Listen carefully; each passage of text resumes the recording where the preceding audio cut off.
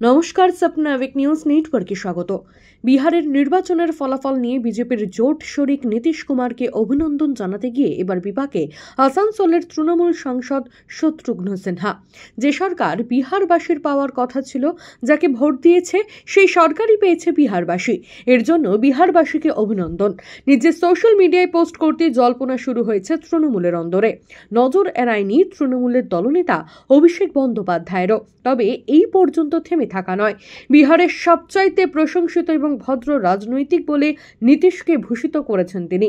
সমাজ মাধ্যমের ওই পোস্টটিতে তৃণমূল নেত্রী মমতা বন্দ্যোপাধ্যায় সহ ট্যাগ করেছেন আম আদমি পার্টির প্রধান অরবিন্দ কেজরিওয়াল এবং কংগ্রেস নেতা শশী থারুরকেও। জয় হিন্দ।